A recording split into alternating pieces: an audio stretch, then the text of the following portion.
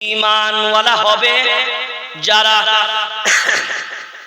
কোরআনুল কারীম। এবার আল্লাহ যেটা ডাক দিলেন, এই ডাকটা আমি আল্লাহর কথাটাই আপনার সামনে এবার পেশ করি। এখন সারা দেবে কারা? বুঝে নেব। ঈমানওয়ালা তারা, আর ঈমানওয়ালা হবে যারা নিশ্চয়ই দাফন কাফন এবং জানাজা পাবে তারা। কারণ জানাজা বেঈমানের হয়, দাফন কাফন বেঈমানের হবে। বেঈমানের দাফন কাফন হবে না, বেঈমানের জানাজাও হবে না। হিন্দু ভাইয়ের জানাজা হয় না, খ্রিস্টানের হবে না, ইহুদির হবে না, অন্যান্যদের হবে না। শুধুমাত্র ঈমানওয়ালারাই কাফন দাফন পাবে আর জানাজা হবে। এ মুসলমান, এবার বিবেক দিয়ে ভাবনা চিন্তা করে বলেন, এরপরে যে আয়াতটা দেখব, ডাক দিচ্ছেন আমিন আল্লাহ, ইয়া আইয়ুহাল্লাযীনা আমানু। সারা দেবে কারা? বিড়িওয়ালারে ডাক দিলে সারা দেবে বিড়িওয়ালা। পাশে কিন্তু পানওয়ালা আছে, সারা দেবে না। পাশে কিন্তু চাওয়ালা আছে, চাওয়ালাও সারা দেবে না। আর আপনি যে তাকে পানওয়ালা বিড়িওয়ালা বলে ডাকলেন কেন? ও তো একজন ব্যক্তি, বিড়িওয়ালা কেন বললেন?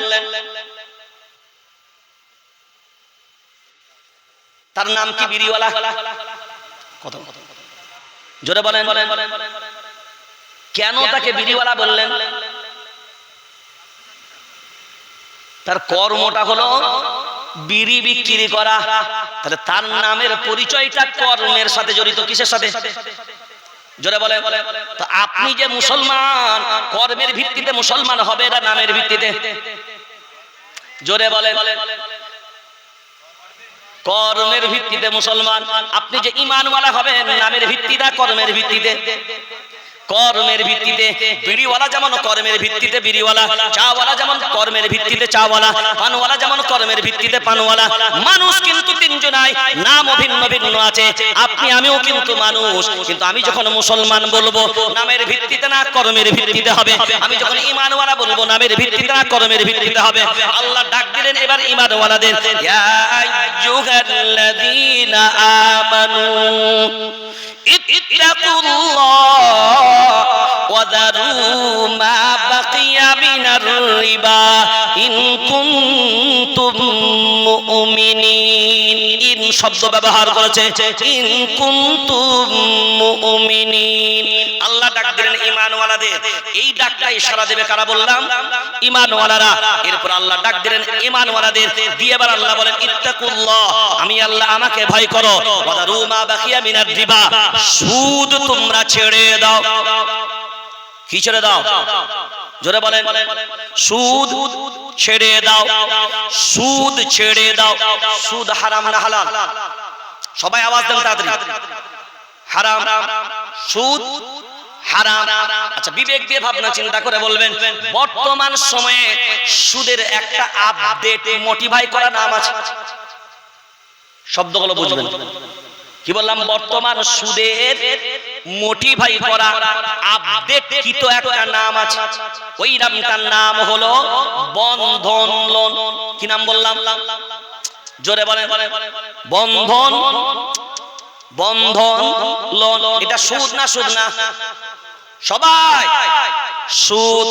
এটা যদি সুদ হয়, এ মুসলমান এবার বলেন, আপনারাই বলেছেন ডাক যদি ঈমানওয়ালারে দেয়া হয় সারা দেবে ঈমানওয়ালারা। আল্লাহ বলেন ইয়া আইয়ুহাল্লাযীনা আমানু ইত্তাকুল্লাহ, আমি আল্লাহ আমাকে ভয় করো। ওয়া যারু মা বাকিয়া মিনার রিবা, রিবা মানে হলো সুদ। ওয়াত্তাকুল্লাহ ওয়া যারু মা বাকিয়া মিনার রিবা, সুদ তোমরা ছেড়ে দাও। ইন কুনতুম মুমিনিন, যদি তোমরা মুমিন হও।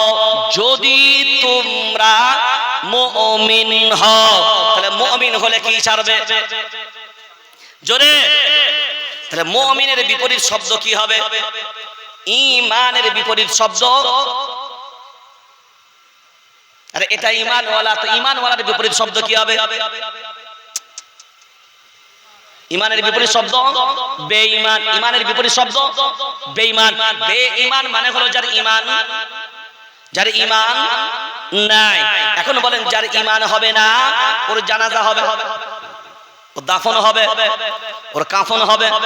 ইন কুনতুম মুমিনিন, আল্লাহ যখন বললেন এ কথা, যদি তোমরা মুমিন হও সুদ ছেড়ে দাও, তাহলে মুমিন হবে যারা সুদ ছাড়বে তারা, তাহলে মুমিন হবে না যারা সুদ ধরবে তারা। আর সুদ ধরবে যারা মুমিন হবে না তারা, সুদ ছাড়বে যারা মুমিন হবে তারা। আর মুমিন হবে তারা আল্লাহকে ভয় করবে যারা, আর আল্লাহকে ভয় করবে যারা ঈমানওয়ালা হবে তারা। আর ঈমানওয়ালা হবে যারা কাফনও পাবে তারা, কাফনও পাবে তারা, জানাজাও পাবে তারা। আল্লাহ যখন বলেন যদি তোমরা মুমিন হও ছেড়ে দাও, এবার যারা ছাড়বে না তাদের জানাজাও, জোরে বলেন, জোরসে বলো, কাফনও দাফনও। এখন আপনার গ্রামে ইমাম সাহেব যদি বলে দেন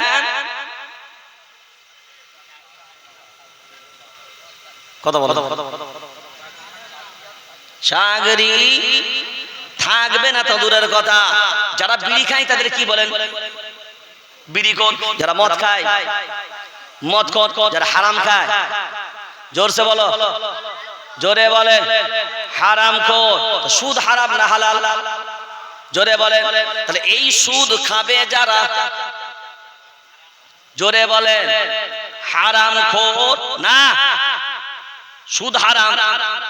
বিড়ি খেলে যদি বিড়ি খোর হয়, মদ খেলে যদি মদ খোর হয়, তো হারাম খেলে হারাম খোর। সুদ যদি হারাম হয় তো এই হারাম যারা খাবে তারা, জোরে বলেন, জোরে, হারাম খোর। এখন বলেন এই স্পষ্ট কথাটা মসজিদের ইমাম মসজিদের মেম্বারে দাঁড়িয়ে বলতে পারবে? বলে যদি দেয়, এই তো আপনার গেল রমজান মাস, গেল রমজান মাস, একজন ইমাম সাহেব বেচারা এই হারামের বায়ান করতে করতে করতে করতে করতে করতে বলে এ খায় এ হারাম, এ হারাম কর, হারাম কর, হারাম কর। সুদ যারা খায় তারা হারাম খোর। আর বলেছে আর আঙ্গুলটা থেমেছে। তো হারাম খোর বলে আঙ্গুলটা যেদিকে থেমেছে মসজিদের প্রেসিডেন্ট সেদিকেই বসেছে। সালামটা ফিরেই বলে আঙ্গুল কেন আমার দিকে থামলো? চাকরি শেষ। আপনাকে বানিয়ে বলছি না, চাকরি শেষ। হাওড়া জেলা, বেশি দূরে না। আমি জানলাম কি করে? না, যেহেতু পশ্চিমবঙ্গের ইমামদের সংগঠন চালায়, তাদের গার্জেনশিপ নিয়ে বসে আছি, তাদের ব্যথা বেদনা, তাদের আত্মনাদ, তাদের চাওয়া পারাগোনা অনেক সময় আমাদেরকে শুনতে হয়। বললে হুজুর কি চাকরি করবো আর মসজিদে, কি হক বলবো আর মসজিদে? আমি বলেছি যারা হারাম খায় এরা হারাম খোর, তো সুদ তো হারাম, যারা খায় তারা হারাম খোর। এই হারাম খোরটা বলেছি, আর ঘটনাক্রমে আমার আঙ্গুলটাও থেমে গেছে। আর থেমেছে আবার যেদিকে প্রেসিডেন্টও সেদিকে, চাকরিটা আমার গেল ওখান থেকে।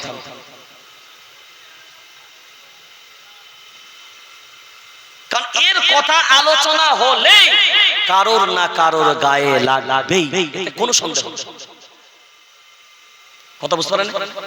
কারণ এটা তো হক না হকের পার্থক্যকারী। ওয়াকুল জাআল হক ওয়া যাহাকাল বাতিল ইন্নাল বাতিলা কানা যাহুকা। এটা তো আল্লাহর কোরআনের কথা। হক এবং বাতিলের পার্থক্যকারী কিতাব হলো এটা। যে দিক দিয়ে নিয়ে যাবেন কারোর না কারোর গায়ে লাগবে, কেউ ঠেকাতে পারবে না। তাহলে এবার আপনি বিশ্লেষণ করে বিবেক দিয়ে ভাবনা চিন্তা করে দেখেন তো যে আমরা ঈমানের পর্যায়ে আছি বলে মনে হয়? আমি এখনো সব ডাকগুলো দেইনি, আমি একটা ঈমানের ডাক দিয়েছি। যদি 80টা ডাক দিই, 77টা ঈমানের শাখা, 77টাই যদি ডাক দিই, আমার জাতি 77টাতেই নাম্বার 1 দিয়ে পাস করবে না, ফেল করবে। ঈমানের দাবি করেন, নিজেকে মুসলমান দাবি করেন, যার কারণে আমরা নিজেরা ভেজালে ভরা। কিসে ভরা বললাম? জোরে বলেন, ভেজালে ভরা। আর নমুনাটা বোঝেন, দেখাই দেখাই।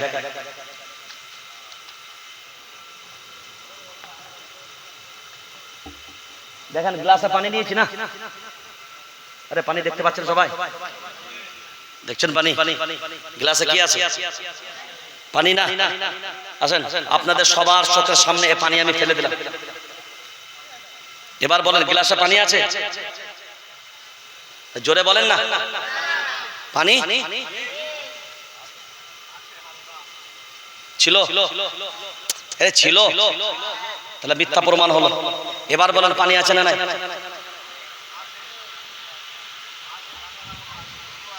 পানি এখনো আছে,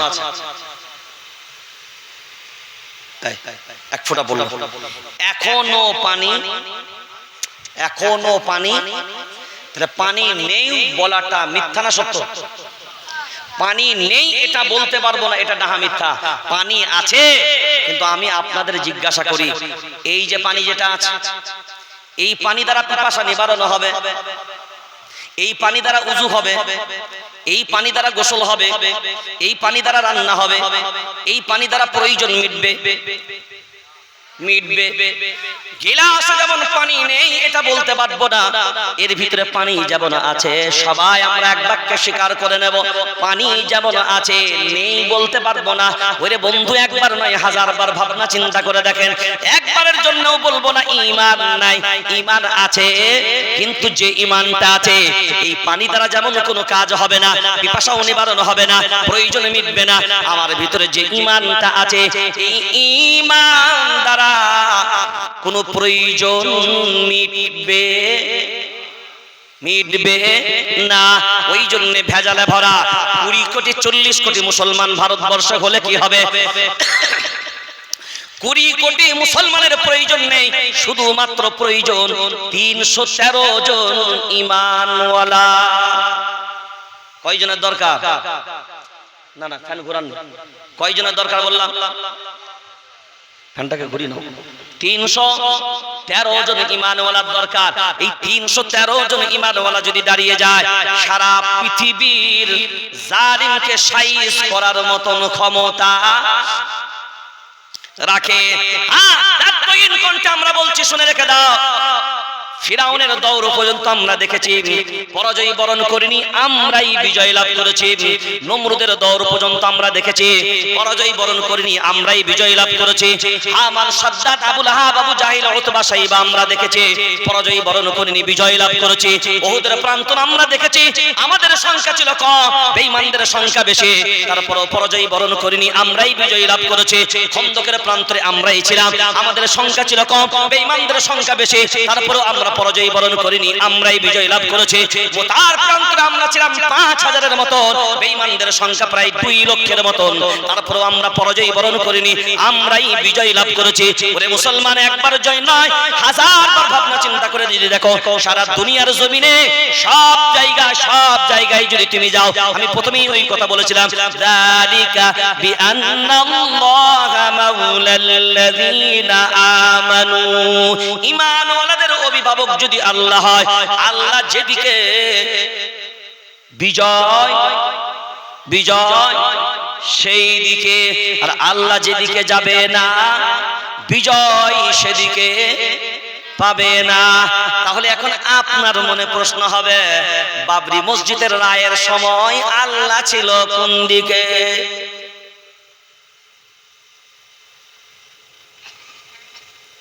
আল্লাহ চাইলে জজের মেমোরি ঘোরাতে পারতো না? কথা বলেন। এই যে ওয়াকফ কালা কানুন পাস হয়ে গেল, আল্লাহ চাইলে এটাকে রোধ করতে পারতো না? তলাক বিল পাস হলো কোরআনের বিরুদ্ধে, তলাক বিল পাস হয়েছে কোরআনের বিরুদ্ধে। এই ওয়াকফ কালা কানুন বিল পাস হয়েছে কোরআনের বিরুদ্ধে। শুধু কোরআনের বিরুদ্ধে না, কোরআনের বিরুদ্ধে হয়েছে, হাদিসের বিরুদ্ধে গেছে, আমাদের ফিকহ শাস্ত্রের বিরুদ্ধে গেছে, তারপরে ভারতবর্ষের সংবিধানেরও বিরুদ্ধে গেছে। কটার বিরুদ্ধে গেছে বললাম? কোরআনের বিরুদ্ধে সরাসরি, হাদিসের বিরুদ্ধে সরাসরি, ফিকহ শাস্ত্রের বিরুদ্ধে সরাসরি, মানে ফতোয়ার বিরুদ্ধে গেছে। আর সবথেকে বড় গেছে ভারতবর্ষের সংবিধানের বিরুদ্ধে। 232 জন এই বিলের বিরুদ্ধে ভোট দিয়েছিল না? কয়জন? 232 জন। মুসলমান এমপি কয়জন? মুসলমান এমপি 39 জন। তাহলে 193 জন এমপি অমুসলিম। তো তারা এর বিলের বিরুদ্ধে ভোট দিল কেন? কোরআনের কারণে, হাদিসের কারণে? ফিকহির কারণে, কিসের কারণে? তারা দিয়েছিল ভারতবর্ষের সংবিধানের কারণে। কিসের কারণে? জোরে বলে, কিসের কারণে? ভারতবর্ষের সংবিধানের কারণে। তারা এর বিরোধিতার জন্য, এই সংবিধান এর বিরুদ্ধে এ রায় গেছে। এটাই হলো ভারতবর্ষের সংবিধান। এরই বিরুদ্ধে গেছে 14-15 নম্বর ধারা, 25 নম্বর ধারা, 26 নম্বর ধারা। আসেন আপনাকে খুলে খুলে আমি দেখাবো ভারতবর্ষের সংবিধান এটা বলেছে। এর কারণে 193 জন এমপি এর বিরুদ্ধে ভোট দিয়েছে। আমরা লড়াইটা এই কারণে করছি। আর যে আইন পাস হয়েছে সেটা হলো এই কপি। এর বিরুদ্ধেই লড়াই আমাদের। কিন্তু এর বিরুদ্ধে যে লড়াইটা নামবো, ঘর কো আগ লাগি হ্যায় ঘর হি কে চিরাগ সে। দুশ্মন বাইরে না, দুশ্মন ভিতরে। आस्तीन का सांप, उर्दू में एक कहावत है ना, आस्तीन का सांप। आस्तीन का क्या बोले? এই হাতকে আস্তিন বলে। আর এই যে গুটানো আছে না, এর ভিতরে সাপ ঢুকে আছে। তার মানে আস্তিন কা সাপ কা মতলব হতা है এর ভিতরে সাপ ঢুকে আছে। তুমি এই সাপ, আস্তিনের সাপকে নিয়ে ঘুরে বেড়াচ্ছ। আমার জাতির ভিতরেই আস্তিনের সাপ। যাদের চিয়ারের মায়া, যাদের চিয়ারের দয়া, যারা চিয়ার পেলে জাতি ভুলে যায়, যারা চিয়ার পেলে শুধু চিয়ারটাই মনে রাখে, এটা মনে রাখবেন আমার জাতির ভিতরে এই গাদ্দারের অভাব নাই। যাদের কারণে আজকের আমাদের সমস্যা। কারণ নবী মানি আমরা বলি তো, মান তাওয়াদা লিল্লাহি রাফাআহুল্লাহ। এটা কি আমার রাসূলের বাণী না? তুমি আল্লাহর জন্য নত হও, আল্লাহ তোমার সম্মান মর্যাদা বাড়িয়ে দেবে। তো কে ডাকলো বড় প্রশ্ন না, কারা ডাকলো বড় প্রশ্ন না। তুমি সমর্থন করলে কি তুমি নত হয়ে যাবে? তোমার সম্মানটা চলে যাবে। তুমি মনে মনে ভাবছো আমি কি কম বড় নেতা নাকি, আমি কেন নত হব? জাতি শেষ, জাতি এখানেই শেষ। হুব্বুদ দুনিয়া ওয়া কারাহিয়াতুল মাউত। হুব্বুদ দুনিয়া, এই দুনিয়ার মুহাব্বত যাদের ভেতরে গ্রাস করেছে এরা শেষ। আর এই মুহাব্বতই আমাদেরকে শেষ করে দিয়েছে।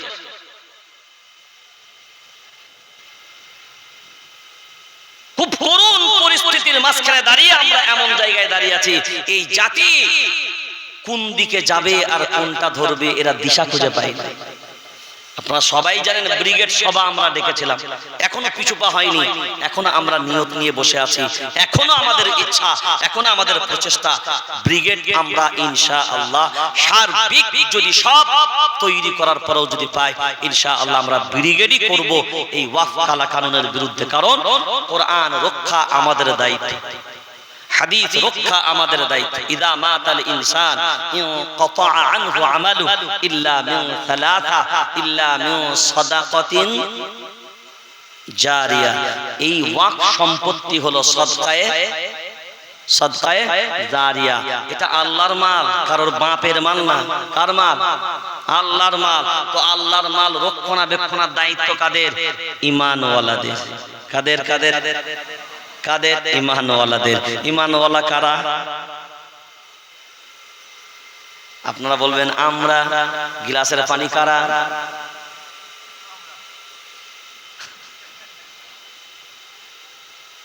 কারা? আমরা তো বলবো আমরা। এই আমাদের কারণে, কারণ এই গিলাসের পানি দ্বারা যেমন কোনো কাজ করা যাবে না, এই রকম ঈমান নিয়ে দোয়া চাইলেও দোয়া। আমার বাড়ির ছাদ বন্ধন লোনের টাকায়, আমার বাড়ির ব্যবসা বন্ধন লোনের টাকায়, আমার জমির বীজ বন্ধন লোনের টাকায়। তো ছাগলের পেট থেকে তো ছাগলের বাচ্চা এবার হবে, কুত্তার পেট থেকে কুত্তার বাচ্চা এবার হবে, হালালের পেট থেকে হালালের বাচ্চা এবার হবে, আর হারামের পেট থেকে হারামের বাচ্চা এবার হবে। লটারি দিয়ে ভরা, জুয়া দিয়ে ভরা, বাটপাড়িতে ভরা, ধোঁকা দিয়ে ভরা। তারপরেও বলছি আমরাই ঈমান ওয়ালা। যে কথাগুলো বলেছেন আল্লাহর গোলাম, এইগুলো যদি বিবেক দিয়ে মূল্যায়ন করেন আপনার জীবন পরিবর্তন হয়ে যাবে। ইন্নাল্লাহা লা ইউগাইয়িরু মা বিকওমিন হাত্তা ইউগাইয়িরু মা বিআনফুসিহিম। যতক্ষণ আপনি নিজে পরিবর্তন হতে চাইবেন না, আল্লাহ আপনাকে পরিবর্তন করবে না। নিজে পরিবর্তন হতে চান, ওই জন্য অহংকার ঝেলে ফেলেন, আলেমদের সাথে বিয়াদবি করেন না, কোরআন ওয়ালাদের সাথে বিয়াদবি করেন না। কারণ কোরআন ওয়ালারা অন্য কেউ নয়, কোরআন ওয়ালারা হলো আমার রবের পরিবারের মানুষ। আর তাদের উপরে বিয়াদবি করবেন, আল্লাহ যদি নারাজ হয় আপনার বংশ পর্যন্ত নিপাত হয়ে যাবে। এখন আপনি বিবেক দিয়ে বলেন 15 বছর, আপনার 1500 বছর, 1500 বছর এই কোরআনুল কারীমকে নিজের জায়গায় রাখার পিছনে যাদের সবথেকে বড় অবদান, তারা অন্য কেউ নয়, তারাই হলো এই কোরআন ওয়ালা। ইন্না নাহনু নাযালনা যিকরা ওয়া ইন্না লাহু লাহাফিজুন। আল্লাহ বলেন এই কোরআনের সংরক্ষণকারী আমি। সংরক্ষণকারী আল্লাহ মানে নিজেই আল্লাহ সংরক্ষণ করবে কার দ্বারা? তার বান্দাদের দ্বারায়। সেই বান্দাগণই হলো কোরআন ওয়ালা। সব রকমের দলিল পেশ আপনার সামনে করলাম। ওই জন্য ইমামদের সাথে বিয়াদবি নয়, আলিমদের সাথে বিয়াদবি নয়। তাদের যে সম্মান, এই সম্মান আমরা কোনোদিন বুঝি না। এই সম্মান যদি বুঝে নিতে পারতাম রে আল্লাহর গোলাম, একটা শুধু শেষ নমুনা আপনাকে দিয়ে যায়। ওয়া ইযিবতালা ইব্রাহিম রাব্বুহু বিকালিমাতিন ফাআতাম্মাহুন ক্বালা ইন্নী জাইলুকা লিন্নাসি ইমামা লিন্নাসি লি ব্যবহার করেছে, লিন্নাসি ইমামা। আপনারা জানেন যত পরীক্ষা আল্লাহ দুনিয়ার জমিনে যাদেরকে করেছেন, সব থেকে কঠিন পরীক্ষার সম্মুখীন ইব্রাহিম আলাইহিস সালাম হয়েছে। সব থেকে কঠিন পরীক্ষার সম্মুখীন ইব্রাহিম আলাইহিস সালামকে আল্লাহ দাঁড় করিয়েছে। ওই ইব্রাহিম আলাইহিস সালাম সব পরীক্ষায় যখন পাস করলেন, কখন সব পরীক্ষায় যখন পাস করলেন, আল্লাহ দিতে চাইলেন, হে ইব্রাহিম আপনাকে খলিলুল্লাহ উপাধি দিয়েছে। ইব্রাহিম আলাইহিস সালাম আল্লাহ খলিলুল্লাহ উপাধি পেলাম, আল্লাহর বন্ধু। মিল্লাত আবিকুম ইব্রাহিম হুয়া সাম্মাকুমুল মুসলিমিন, জাতির পিতার লাকাব পেলাম, নবুয়ত পেলাম, নবী হলাম। তারপরেও আমার মনের ইচ্ছা, আয় আল্লাহ এখনো পর্যন্ত ইমামের লাকাবটা হয়নি। ইমামের লাকাব কেন প্রয়োজন? আল্লাহ তখনই বললেন সব রকমের পরীক্ষায় পাশ করেছেন, আমি নিজে আল্লাহ আপনাকে একটা পুরস্কার দিতে চাই। কি দিতে চাই? পুরস্কারটা কে দেবেন? জোরে বলেন। তা সব থেকে কঠিন পরীক্ষায় যিনি উত্তীর্ণ হলেন, আল্লাহ তাকে যে হাদিয়া, যে তোহফা, যে গিফট, যে পুরস্কারটা দেবেন, সেই পুরস্কারটা খুব কম দামি হবে, খুব নরমাল হবে। কথা বলে না? না দামি হবে? কেমন দামি হবে? কেমন দামি হবে? এবার দামটা যদি বুঝতে চান, আয়াতের শেষ অংশটা শুনে যান। লিন্নাসি ইমামা, আমি আপনাকে পুরস্কার দিলাম যেটা, সেটা মানুষের জন্য আপনাকে ইমাম বানিয়ে দিলাম। সুবহানাল্লাহ বলবেন। কাদের জন্য ইমাম বানালেন? এই পুরস্কারটা দিলেন কে? কখন? সন্তুষ্ট হয়ে না অসন্তুষ্ট হয়ে? তাহলে আল্লাহ সন্তুষ্ট হয়ে পুরস্কারে পুরস্কৃত করেন যাদের, তারাই হলো এই ইমাম, আলিম, কুরআন ওয়ালারা। বুঝতে পেরেছেন না পারেন নাই? আপনারা সবাই জানেন। আর একটা লজিক যদি শুনতে চান, যে মায়ার নবী মদিনাওয়ালা মেরাজে গিয়েছিল না, যায় নাই?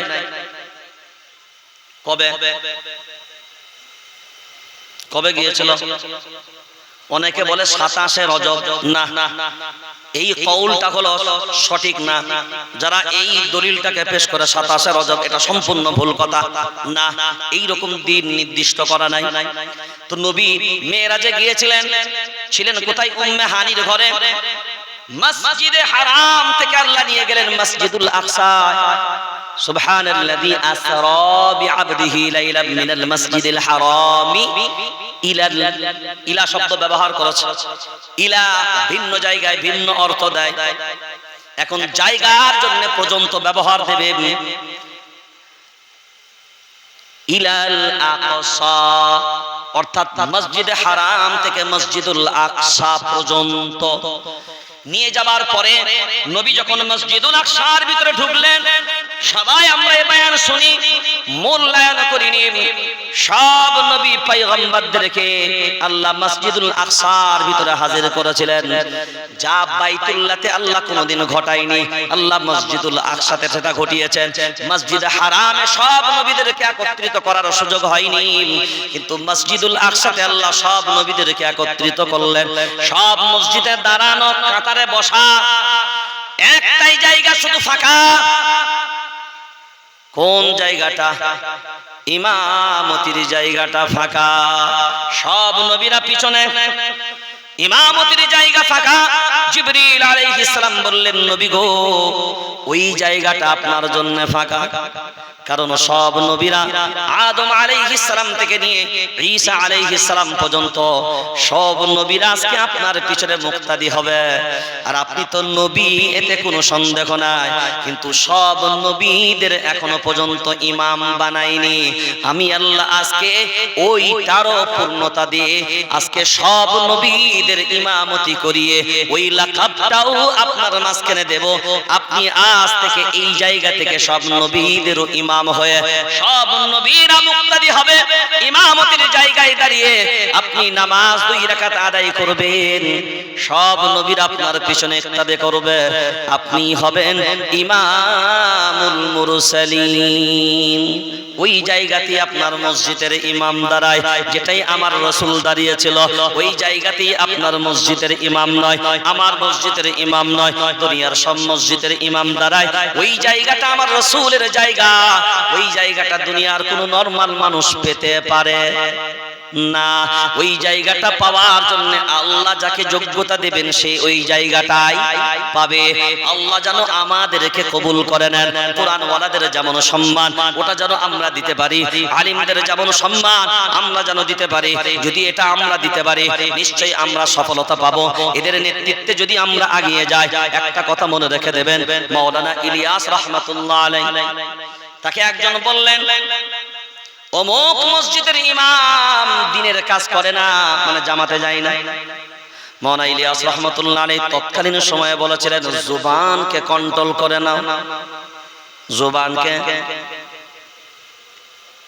কন্ট্রোল করে নাও।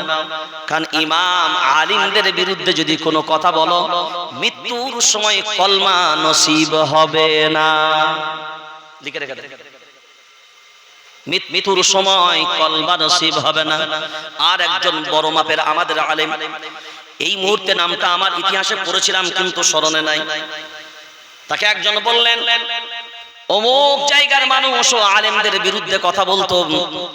তিনি বললেন, যাও কবরটাকে খুলে দেখো, যদি তিনি প্রকৃত আলেমকে গালি দিয়ে থাকেন, কটু বাক্য বলে থাকেন, তার কবরটা খুলে দাও। তোমরা তো কিবলার দিকে মুখ করে কবর দিয়েছিলে, আল্লাহ তার মুখটা কিবলার দিক থেকে ঘুরিয়ে দেবেন। কিবলার দিকে কোনো আলিমকে গালি দেওয়ার মুখ থাকবে না। আপনারা যে এদিকে কবর দেন, কিরকম কবর দেন? কবরে যে লাশকে শোয়ান, কেমন শোয়ান? লম্বা করে চিৎ করে শোয়ান, তাই তো নাকি? চিৎ করে শোয়ান দিয়ে মুখটা সম্পূর্ণ ভুল। এটা সুন্নত পদ্ধতি না, ওনা আমাদের সাথে মাশওয়ারা করে নেবেন। এটা সুন্নত পদ্ধতি না। এতদিন যাবত যদি এমনই মাইয়াতদেরকে শুইয়ে এসছেন, এটা সুন্নতের বিপরীত। সুন্নতের সুন্নতের বিপরীত। চিৎ করে শুয়ে যদি মুখটা কিবলার দিকে করেন সুন্নতের বিপরীত। পরিপূর্ণ মাইয়াতকে ডান কাতে শোয়াতে হবে। কোন কাতে বললাম? সবাই বলেন ডান কাতে। ওই জন্য কবর যারা কাটবে কবর কাটার পদ্ধতিটাও একটু জেনে নিতে হবে।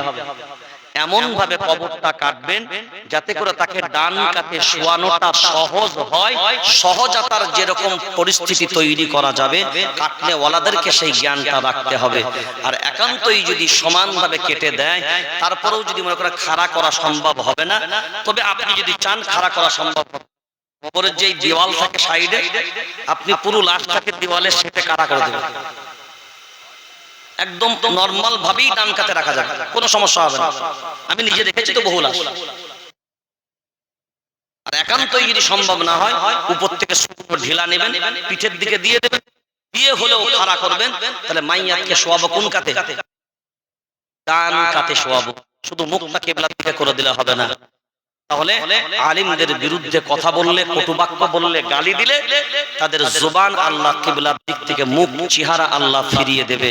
কারণ এই আলিম কোরআন ওয়ালাদের দ্বারাতেই আল্লাহ দুনিয়ার জমিনে কোরআন বাঁচিয়ে রেখেছেন এবং কিয়ামত পর্যন্ত রাখবেন। সেজন্য আমরা আমাদের এলাকার মসজিদের ইমামের যথাযোগ্য সম্মান, তাদের যে সম্মান আছে সেটা দেবো, আলিমদের যে কদর আছে সেটা করব।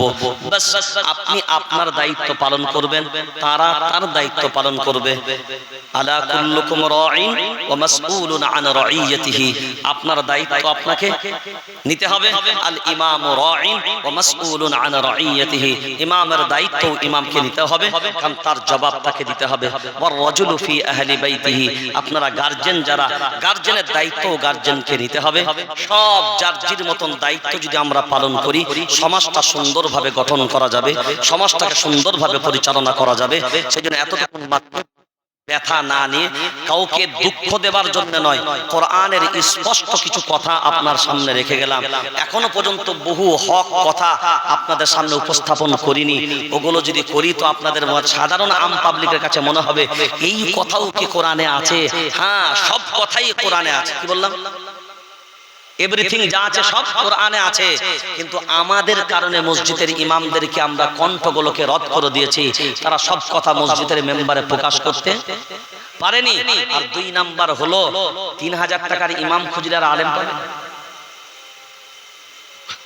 কয় টাকার ইমাম? 3000 টাকার ইমাম খুঁজে বেড়াচ্ছেন তো। মমতা খালা 3000, আপনার 3000 নিয়ে বলছেন 6000 চালা। আল্লাহ আমাদেরকে হেফাজত করুক। ওয়া মা তাওফীক ইল্লা বিল্লাহ। দুরূদ শরীফ আল্লাহুম্মা সাল্লি আলা মুহাম্মাদিন ওয়া আলা আলি মুহাম্মাদ কামা সাল্লাইতা আলা ইব্রাহিম ওয়া আলা আলি ইব্রাহিম ইন্নাকা হামিদুম মাজিদ। আল্লাহুম্মা বারিক কামা বারাকতা আলা ইব্রাহিম ওয়া আলা আলি ইব্রাহিম ইন্নাকা হামিদুম মাজিদ। আলহামদুলিল্লাহি রাব্বিল আলামিন ওয়া আকিবাতুল মুত্তাকিন ওয়াস সালাতু ওয়াস সালামু আলা রাসূলিল কারীম। রব্বানা আতিনা ফিদ দুনিয়া হাসানাতাও ওয়া ফিল আখিরাতি হাসানাতাও ربنا ظلمنا أنفسنا وإن لم تغفر لنا وترحمنا لنكن من الخاسرين. يا حي يا قيوم برحمتك نستغيث يا أحد الصمد لم يلد ولم يولد. আয় আল্লাহ, আমরা বড় অসহায়, দুর্বল, গুনাহগার। জীবনের গুনাহগুলিকে তুমি মাফ করে দাও, নেক আমলগুলো তুমি কবুল করে নাও। সারা বিশ্বের মুসলমানদের হেফাজত করো, ঈমান এবং আমলের সঙ্গে বাঁচিয়ে রাখো, খারাপ পথ থেকে হেফাজত করো, ভালাইয়ের পথে তুমি চালিত করো, অন্যায় জুলুমের হাত থেকে আমাদের সবার উপরে তুমি রাজি হয়ে যাও। সকলকে তোমার দিনের জন্য কবুল করো। আল্লাহ, জলসায় যারা মেহনত করে, যেভাবে যারা সহযোগিতা সাহায্য করেছে সকলকে তুমি কবুল করে নাও। সকলের জায়েজ মাকসাদকে পূরণ করে দাও। বলনে ওয়ালা শুননে ওয়ালা উভয়কে আমল করার তৌফিক দাও। আল্লাহ, যা কিছু আলাপ আলোচনার ভিতরে যা ভুল ভ্রান্তি সব মাফ করে দিয়ে আর সবকে প্রিয় হাবিব তার রাসূলের সমস্ত নবী পাকদের সবখানে পৌঁছে দাও। সাহাবায়ে কেরাম থেকে নিয়ে কুল মুমিন মুমিনাত মুসলিম আমাদের আত্মীয় স্বজন যারা ছিল সকলের উপরে সব এই এলাকাবাসী যারা ছিল সকলের উপরে সবখানে পৌঁছে দাও। সব আযাবের দরজা বন্ধ করে দাও। জান্নাতের উচ্চ মাকাম তুমি দান করো। আয় আল্লাহ, কোরআন ওয়ালাদের প্রকৃত সম্মান যেভাবে করার আমার জাতিকে করার তুমি তৌফিক দাও। আয় আল্লাহ, ওই লানতের শিকার যেন আমার জাতি না হয়ে যায়। আল্লাহ, তুমি হেফাজত করো।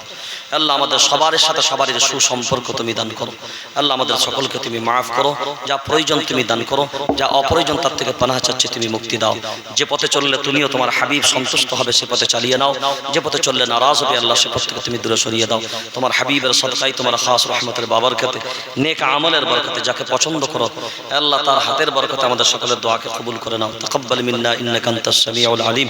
وتب علينا إنك أنت التواب الرحيم سبحان ربك رب العزة عما يصفون وسلام على المرسلين والحمد لله رب العالمين آمين يا أرحم الراحمين السلام عليكم ورحمة الله وبركاته سبحان الله وبحمده سبحانك اللهم وبحمدك لا أنت نستغفرك